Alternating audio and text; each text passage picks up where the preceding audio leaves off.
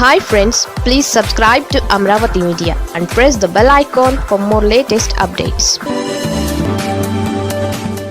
ఈ టర్మ్లోనే లోకేష్కు సీఎం పదవి పవన్ను సైడ్ చేసినట్లేనా? రెండవ ఏడాదికే ముఖ్యమంత్రి చంద్రబాబు నాయుడు, ఉప ముఖ్యమంత్రి పవన్ కళ్యాణ్ సారథ్యంలో రాష్ట్రంలో అధికారంలో ఉన్న తెలుగుదేశం, జనసేన, భారతీయ జనతా పార్టీ సంకీర్ణ కూటమిలో ఇబ్బందికర పరిస్థితులు తలెత్తినట్లు కనిపిస్తున్నాయి.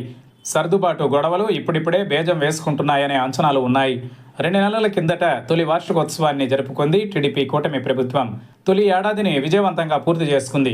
గత ఏడాది జూన్ 12వ తేదీన రాష్ట్రంలో కొత్త ప్రభుత్వం ఏర్పడిన విషయం తెలిసిందే. ప్రధానమంత్రి నరేంద్ర మోదీ సమక్షంలో చంద్రబాబు, పవన్ కళ్యాణ్, ఇతర మంత్రులు ప్రమాణ స్వీకారం చేశారు. రోజులు గడుస్తున్న కొద్దీ కూటమిలో లుకలుకలు నెలకొంటున్నాయనే అభిప్రాయాలు వ్యక్తమవుతున్నాయి. జనసేన శాసనసభ్యులు ప్రాతినిధ్యాన్ని వహిస్తోన్న నియోజకవర్గాలతో పాటు ఆ పార్టీ బలంగా ఉన్న చోట్ల తెలుగుదేశం పార్టీ పెత్తనం, ఆధిపత్య ధోరణి అధికమవుతూ వస్తోందని చెబుతున్నారు.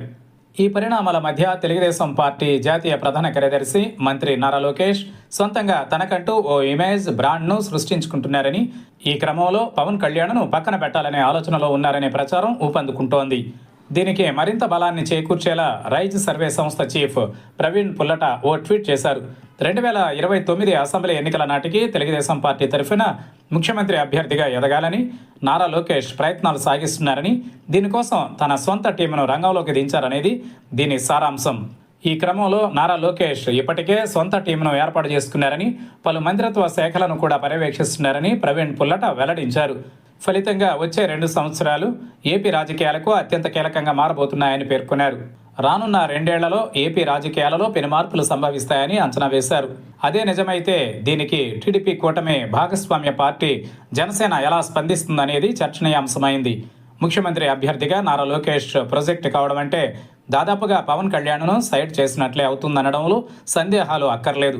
దీనికి పవన్ కళ్యాణ్ గాని జనసేన నాయకులు, కార్యకర్తలు అంగీకరిస్తారా అనేది ఆసక్తికరం. మరో 15 సంవత్సరాలు టీడీపీ కూటమి అధికారంలో ఉండాలని కోరుకుంటున్నట్లు పవన్ కళ్యాణ్ పలు సందర్భాలలో బాహాటంగానే వెల్లడించిన విషయం తెలిసిందే.